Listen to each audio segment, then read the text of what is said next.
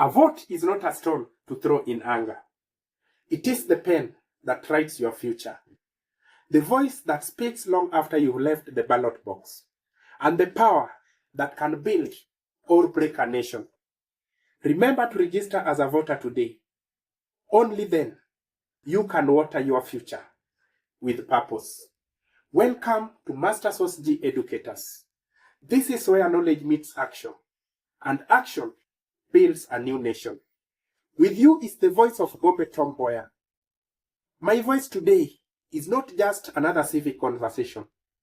It is a cry, it is a plea, and a fire. Because Kenya is grieving, and we must speak. Yes, Kenya. We must stop the killings. The death of Ojwang must not be in vain. In the heart of our nation, a young life was cut short. A man with a voice, a purpose, and a dream. Ojwang, only 31 years old, a blogger, a teacher, a son, and a friend, was arrested in Homa Bay over a social media post that angered a senior police officer. He was taken over 350 kilometers away to Nairobi's Central Police Station. Hours later, he was dead. Let that sink. The official police statement claimed he banged his head against the wall. But the autopsy said otherwise. Blunt force trauma, compression marks on his neck, wounds all over his body. This was no accident. This wasn't suicide. This was murder. Albert was not a criminal. He was a Kenyan, just like you, just like me, who dared to speak truth to power. He stood for a better Kenya. And because of that, his voice was silenced by the very hands meant to protect him. But his death is not just about Albert.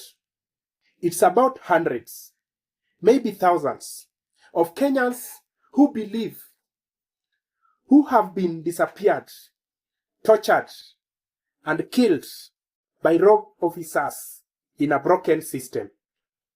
Bodies found in forests and rivers. Mothers wailing without answers. Fathers like Mesha Kopio left asking, why was my child crucified? We cannot turn our faces away any longer.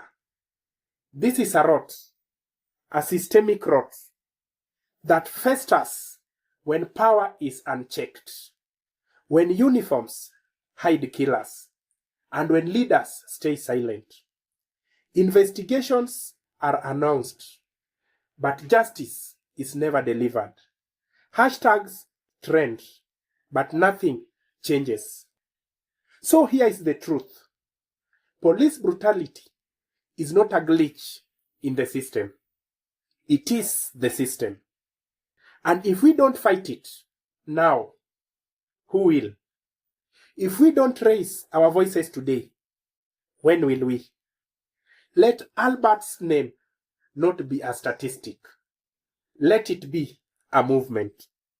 To love Kenya is not to cheer while injustice walks free. It is not to wave flag while our youth lie dead in cold morgues. To love Kenya is to fight peacefully, persistently, powerfully, until the rule of law means something for the poor, for the brave, and for the outspoken. Albert was a patriot. He didn't carry a gun. He carried truth. He didn't incite violence. He inspired hope. He fought corruption. And for that, he was killed. But from that blood, we must rise. We must demand accountability. We must insist that the officers involved be arrested and tried, not protected. We must push for independent civilian oversight of the police. We must demand the full implementation of reforms that have been gathering dust since the 2010 Constitution. Let us not let another commission be formed to kill time and bury the truth. This is not politics. This is humanity. It doesn't matter if you are from Kisumu, if you are from Nyeri, if you are from Garissa or Nairobi. The bullets don't check your tribe. The truncheons don't ask your language. And the fear is the same. So, we must have courage. But how do we win? We speak out in homes, in schools, and in churches. We organize on social media, on the ground, and on the streets. We speak consistently and relentlessly on all social media platforms, on X, on TikTok, on Facebook, on YouTube, even on Instagram. We speak out everywhere. We hold our leaders accountable, from MCS to the president. We vote for vision, not violence, for courage and not cowardice. And above all, we must remember this: justice is not given, it is demanded. And freedom is not inherited, it is fought for. Let Albert's death be the last. Let his spirit fuel a new generation of Kenyans who will no longer tolerate silence. Let us say, never again. Not one more son, not one more daughter. Because a nation that kills its youth kills its future. You've been listening to Mastasos G Educators. With me, Gombe Mboya. If this episode moved you, don't just mourn.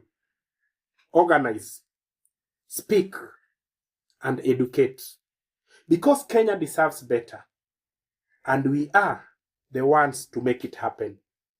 Justice for Albert Ojwang. Justice for all.